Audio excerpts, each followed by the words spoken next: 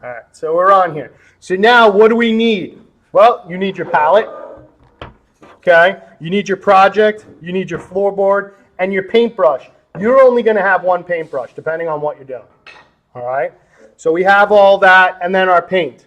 Your paint you're going to take from the paint tray over there, and you're simply going to put paint in here. You're not carrying this with you. It doesn't leave. You can paint at your seat where you're sitting now. You do not have to be painting up at the gray table. Sometimes that happens, but then what happens is too many people are around the gray table. So don't do that, okay? How do you know you're ready for paint? If you've sanded your project and all the edges are smooth. Correct. And if we looked at the sample that's over there, it matches the sample. And then you have to come to me and I have to give you the okay. Good? So everyone understands when to paint? All right. What's our next question? Switch over to the questions. All right. What do I need to start? So like I said, you need your project, your floorboard, your paintbrush, whichever one you're going to use, your palette, and whatever paint color you're going to use. Good? All right. How many colors do I paint at one time? Grace, what do you think? One. If you remember the two questions that are up there, the first one was what colors? The second one is which one is the one that you use the most. That's the word predominant.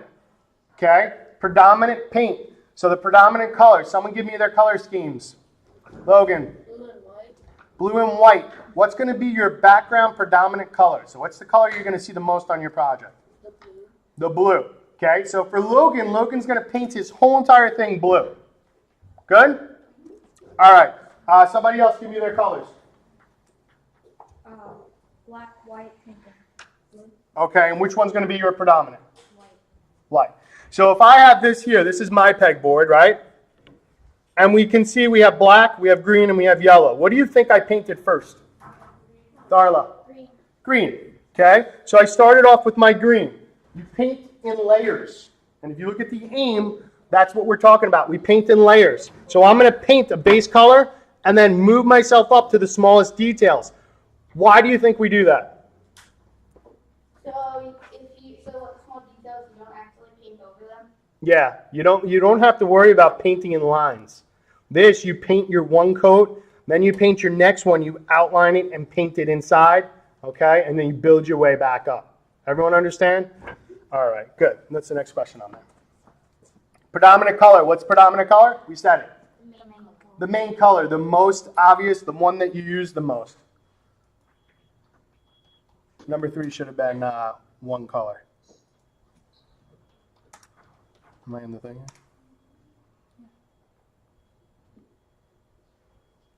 Jelly bean. All right. So the next one is how many coats of paint. How many coats of paint goes on the color paint that you use?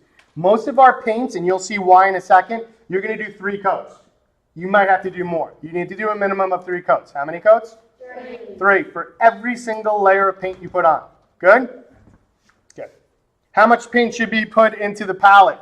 The answer to that is a jelly bean quarter size. Okay? Very, very little. Again, if you look at the TV here, look how little it is. Do not fill this whole thing up. Why wouldn't we want to fill it up? Go ahead, Alex. Because a lot of the paint would go to waste. Yeah, and then we're going to have to be trying to either put it back in here, which never happens. It just goes down the drain and now it's wasted money. Okay? I'd rather you put a little bit, and let's just say, all this paint you'll see will spread out on here. But let's just say I run out. What can I always do? I can always put a little bit more in. And again, when you go to add more, add a little at a time. Good? All right, next question. Scroll down on that. How much paint should I put on my project? So that's going to go to this point here. The bigger brush versus the smaller brush, what do you think? Darla? The bigger brush, you're going to put on more, and then the little brush, you're going to put in detail. Yeah, so like for our first one, almost all of you are going to be using the bigger brush just because it's easier. Again, we're painting on the floorboard. We dip our paint in, and then we just come across in one direction. Rotate your brush around. Notice I'm making all the lines go in one direction, right?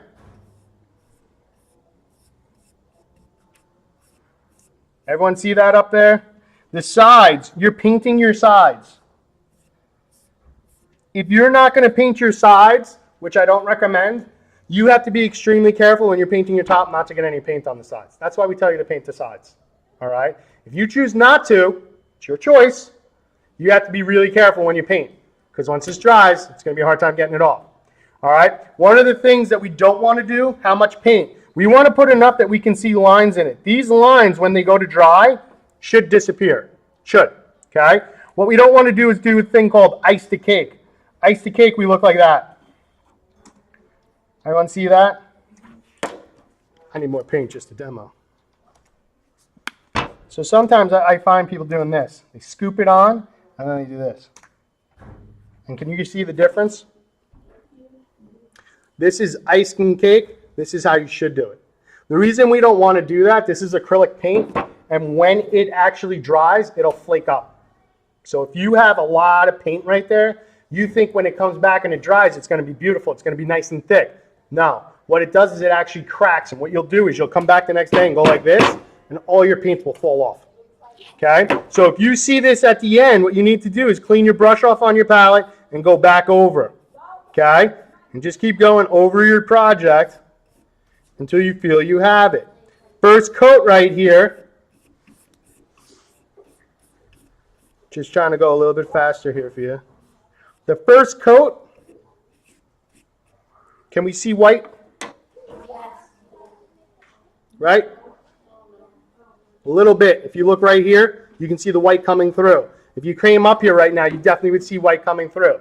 Hence why we do one coat, nice and thin, and then we add a second coat and a third coat. By the third coat, nothing should be showing through. Good? You can stop video.